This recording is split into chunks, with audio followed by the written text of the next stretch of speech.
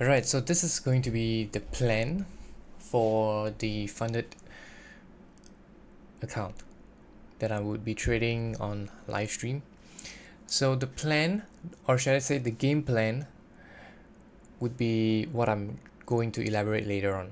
Okay, this is not like a scripted video, so it's going to be like a live stream kind of quality whereby I just think and say what I want on the go.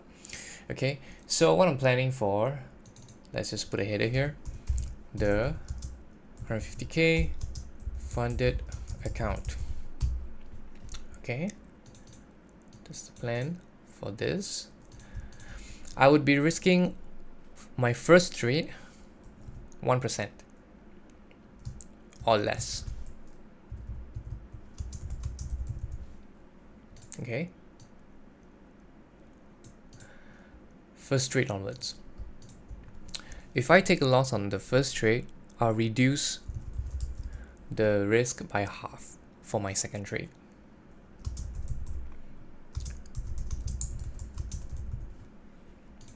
Reduce risk for every loss. Okay, and then let me just put reduce 50% risk for every loss. So this will kind of plateau the losing in terms of monetary value, and then I can only scale when I reach 9k. I think probably by then I'll be pushed live, but so let me just do scaling allowed only when buffer is 9k. Scaling meaning it's not like a lot of contracts.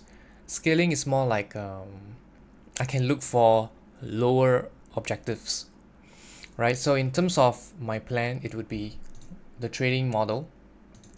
It's going to be OTE. Oops. All right. So this is the OTE trading model.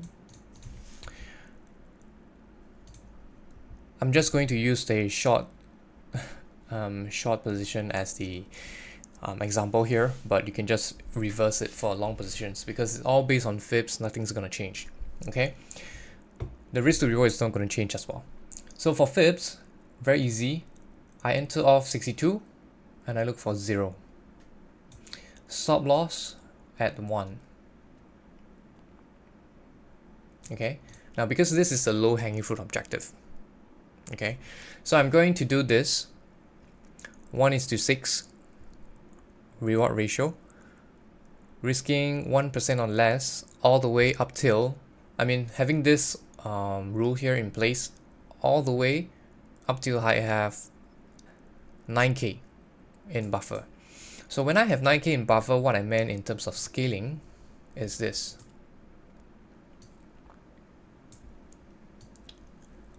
I would be taking one off here at 0, the other one at 25.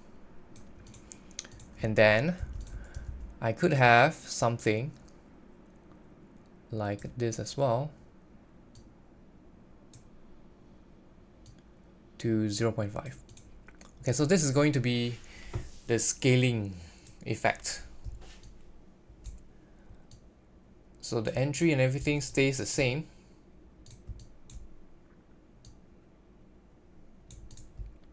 Let me just readjust the positions. Entry stays the same.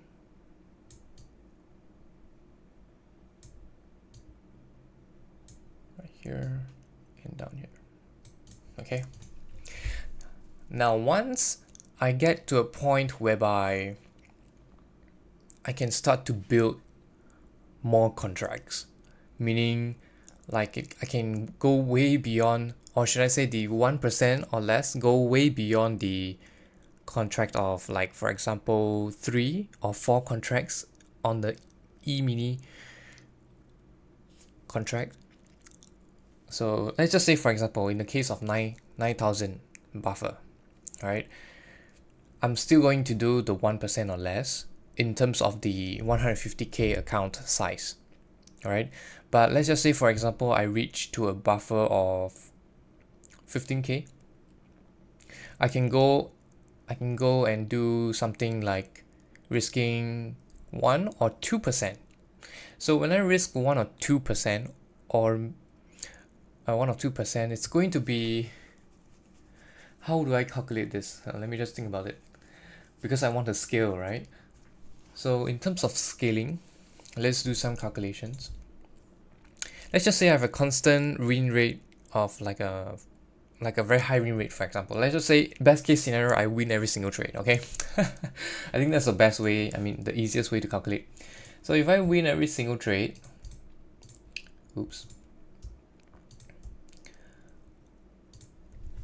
I would net 1.6% per trade.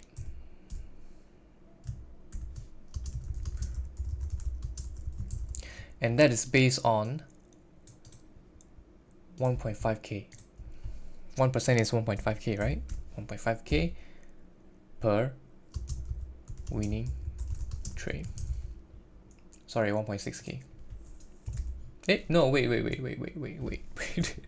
Something's wrong with my math. Let me just do the calculator. So in this scenario, that it's going to be 1.5 multiplied by 1.6. That's going to be 2,400 per winning trade.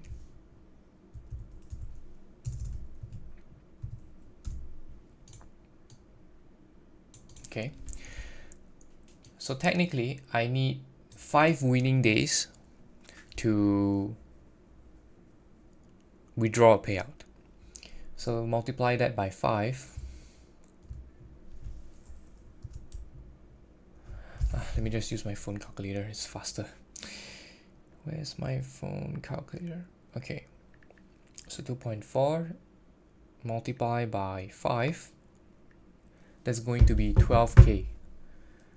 So by the end of every 5 winning trade, I would have 12k. Every 5 consecutive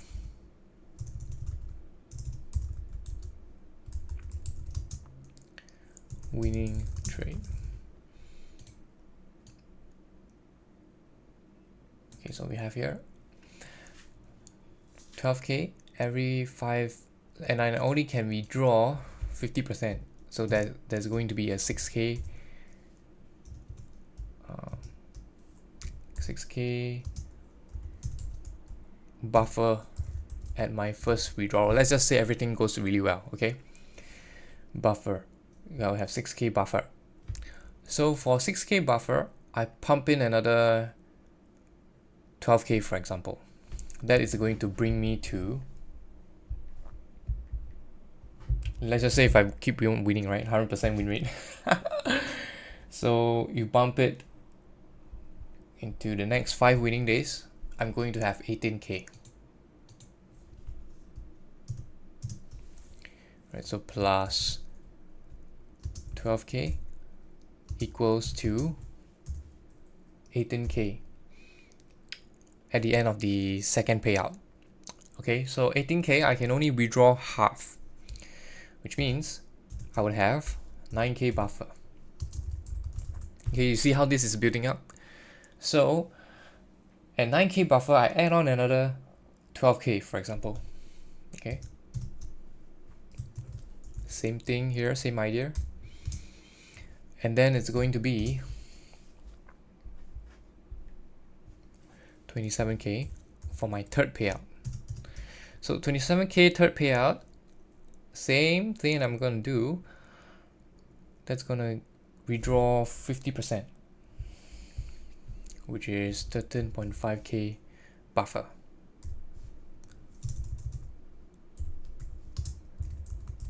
Okay, so you see where this is going. So as long as I can keep maintaining the what do you call it, the risk to reward and maintain a very high win rate. And this is where I will be around in the third payout. And I'm withdrawing. The first would be 6k, second withdrawal will be 9k, third withdrawal will be 13.5k, right? Because I'm withdrawing 50%. So every time I'm withdrawing, I'm only able to withdraw 50% until 30 winning days. So let's just say over here, I'm going to maintain this account, and then I continue to build on the buffer. Eventually, I'm going to get to the fourth payout, which would be, let's just say for example, another 12k here, plus 12k. And that's going to bring me to 25k.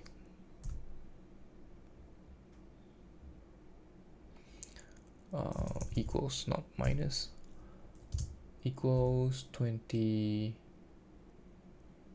Oh, wait a minute. 9 plus 12, that is 21. I'm so sorry. My math is failing. So 21 divided by 2, that is 10k. 10.5k. So 10.5k plus 12, that is 22k, 22.5. Okay, and then I withdraw 50%.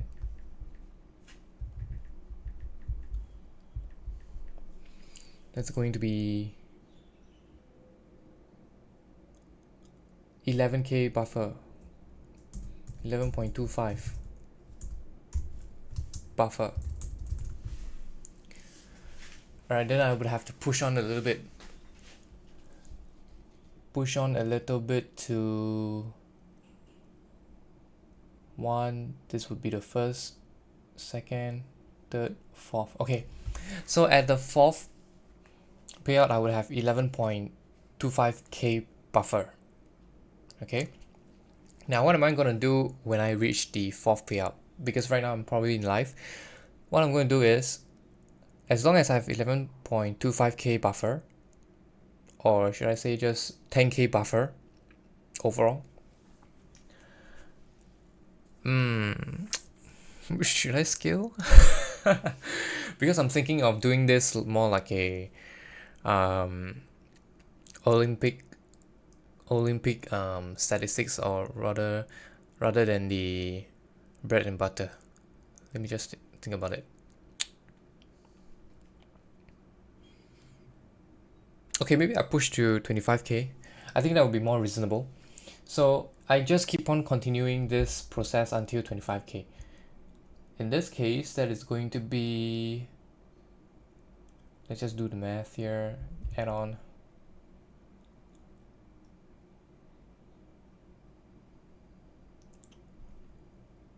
12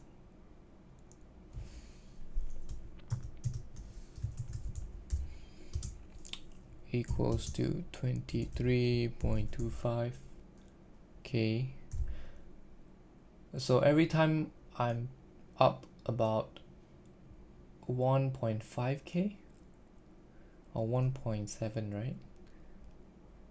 Yeah, so one from here to here is 3k. Am I right? Oh no, 18, 19, 20, 20, yeah, 3k. From 21 to 22, that is 1.5k. From 22 to 23, that is 1.75. Correct? Yeah, 1.75k. And then I can withdraw, and that's going to bring me to divide by 2. Okay, so it's starting to plateau.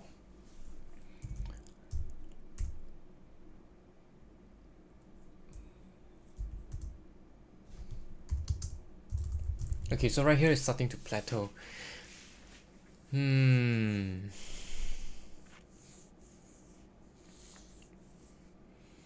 That means I have to start looking for better risk to reward at the fourth payout onwards, because this would be more like a bread and butter.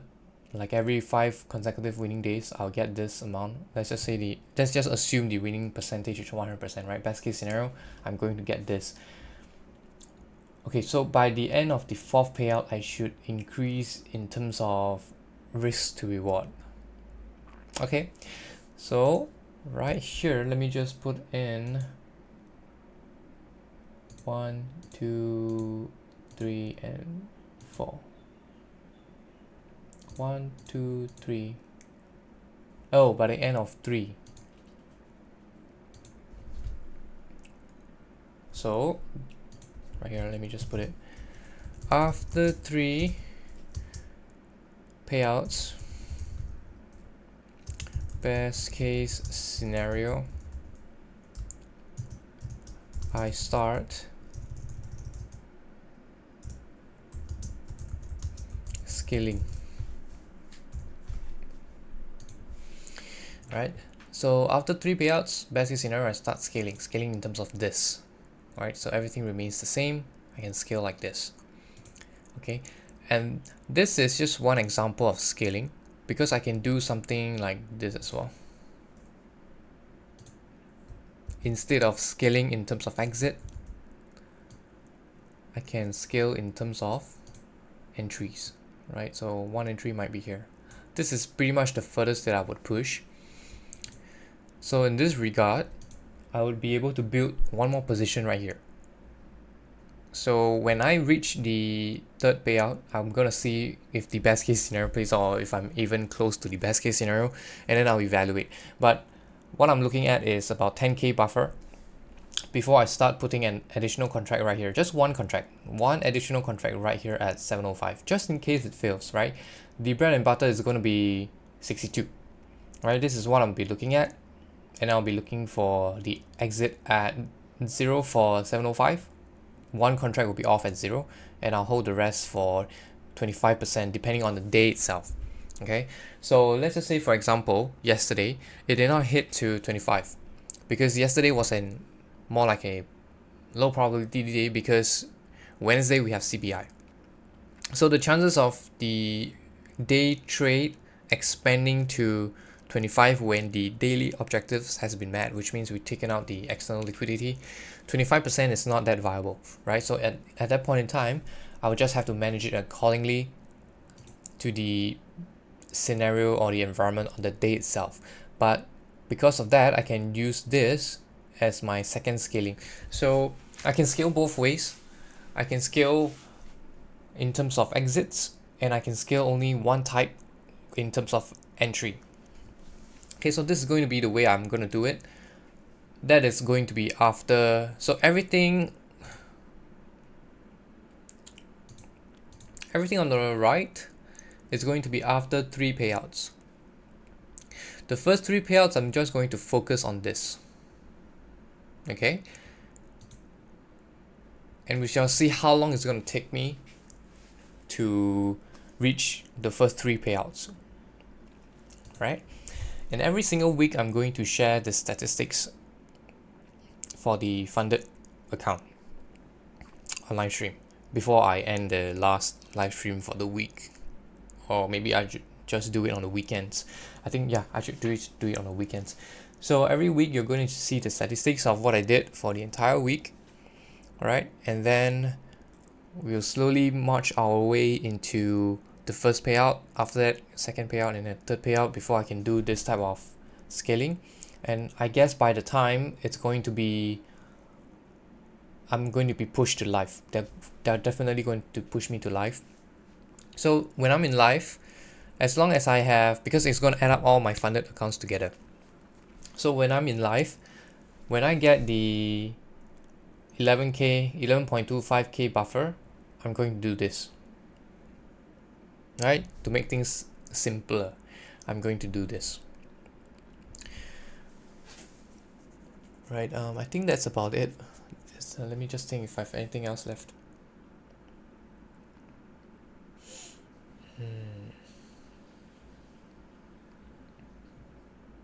Yeah, so in terms of how would I reduce the risk, I'm going down into the micros if I have to, right? So I think the first reduction, ES would be viable because that would be around 700 to 700 and I think around 700, yeah, or 750 risk when I reduce the first 50%. Sometimes ES can provide that risk in terms of monetary value, but when it does not, then I'll have to go down into the micro contracts.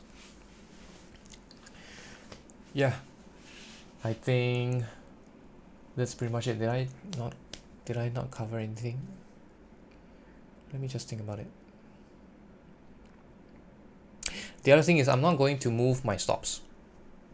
Okay, because I'm only looking for 0. That is the earliest I can move my stops. Okay, once it tags 0, let's just say I'm looking for 25 or 0.5. 0 would be the first, how would I say, first management of stops. So until it gets to 0, I can't manage my stops. Okay, therefore you're not going to see me take like a small monetary value loss unless I lose consecutively, right? If I lose consecutively, you'll be able to see that the drawdown is going to be smaller, smaller, smaller, smaller. If not, it's going to be 1.5k. Okay, if I can't reach 1.5k, it has to be at least above 1000. Right, so I'm giving a range because I don't want to overcomplicate things. As long as one NASDAQ contract can give me a risk of 1000 or more up to 1.5, I'm going to take it. Similar for ES, right? Because right now the markets are very volatile. So usually what I'm experiencing right now, one E-mini contract is going to, in terms of the 50-minute time frame, is going to bring you to about 1.2, 1.3k in terms of stop losses. Therefore, usually one contract would be more than enough to fit the criteria in terms of getting the losing, or should I say the risk per trade to between 1k and 1.5k. So as long as the what do you call it, the trade setup provides that risk in terms of monetary value, 1k to 1.5, I'm going to take it with one single contract, and that's it. Because I can't move up another contract unless it allows me to enter one right here at 62 and then it hits like 700 to stop loss, to 62 to stop loss, that's around 700 or so, or maybe about 800, 900. Then I can have the option to do the second contract right here at 705. That would bring me to total stop out to be about 1.5. Or I can just use 62 and then just put 2 contracts here and to make it, but that is very rare in the current condition. So it all depends. I'm working off the monetary value instead of the contract size, because for this particular 150k account, it starts off with 3 E-minis. So I can trade maximum 3 E-minis. Okay, so I have the ability to push up the risk if it's not meeting the criteria of 1000 to 1.5. And this criteria is only applicable when I don't have any drawdown.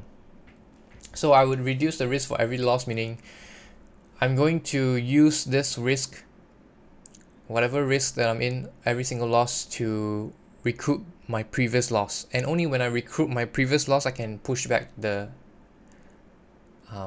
risk in terms of monetary value. So for example, when I do take a loss and the next trade is going to be 750, right? And I lose again. So if I lose again, the next trade is going to be 300. So 300, I'm going to work my way up to 700 to reduce the previous loss. And then once I reduce the previous loss, I can raise my risk to the 700. And then after that, when I get back to my initial balance before the drawdown, then I can start to risk 1% again. Okay, so that is the I can start, not, I wouldn't say 1%, I can start to risk as usual, which means between the 1000 to 1.5k. So yeah, that's going to be the plan for managing the drawdown, and this is going to be the plan for the scaling as well. For this type of strategy, what I'm relying on is the win rate, right? Because if my win rate is very high, I'm going to get here very fast, right? So let's just say consecutive winnings, 100% wins. That's going to bring me to 15 trading days, would bring me to the three payout cycle, the third payout cycle. Just 15 trading days. I wouldn't say the amount of days that would be in the middle, but just 15 trading days would take me there in 100% win rate. So give and take, let's just say I lose one trade here, two trades there. That's going to take me about, I guess, 30 days, 30 trading days to reach the third payout. All right. So over here, when I reach the third payout, it's going to be 9k plus 10k plus 11k in terms of withdrawals.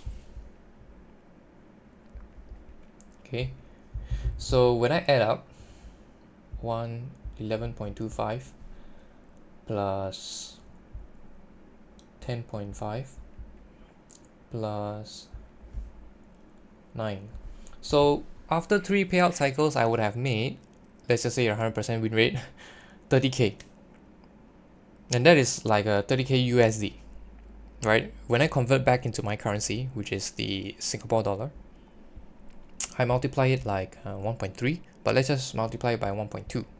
That's going to be 36k.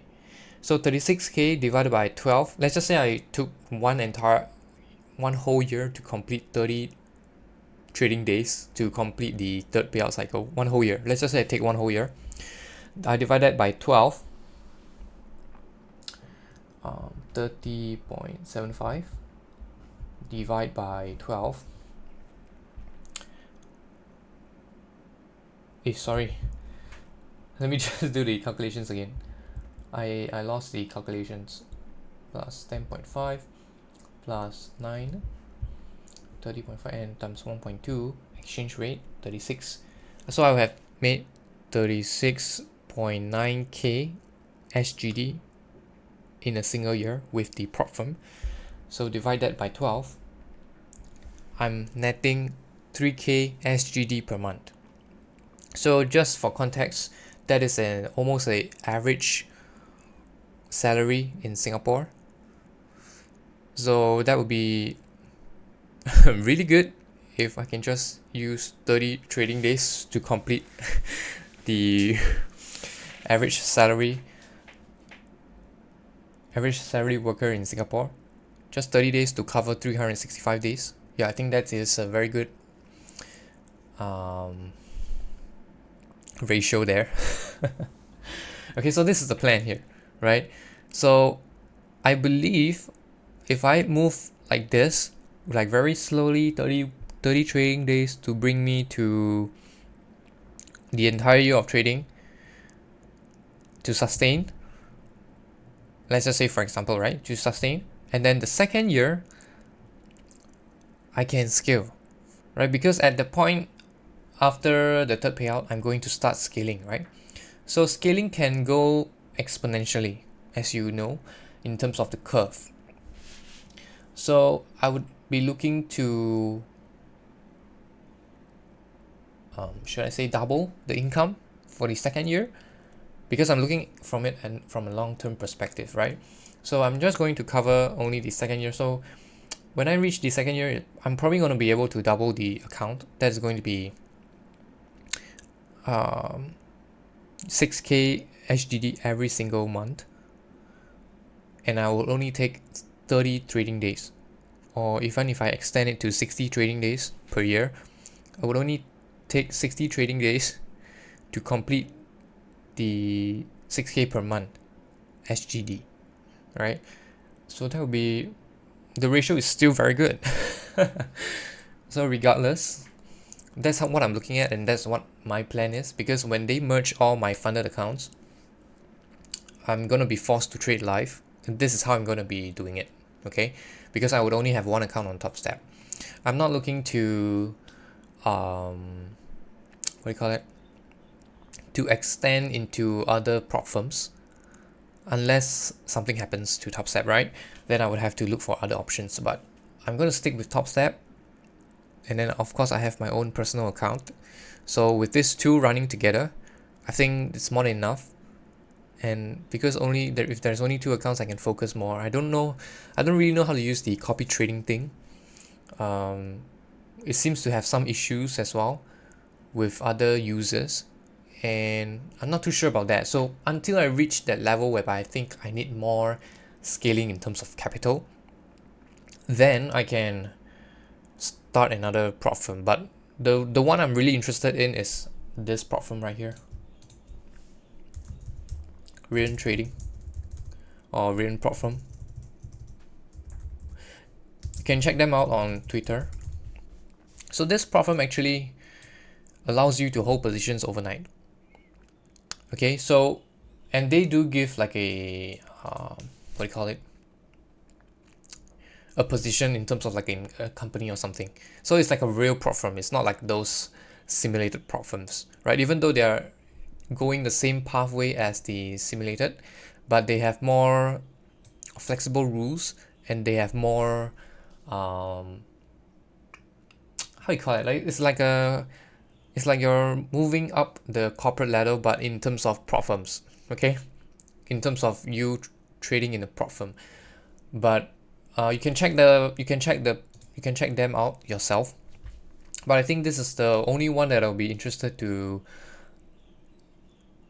graduate to, right? So let's just say if I need more scaling, I'm going to look at this prop firm, okay?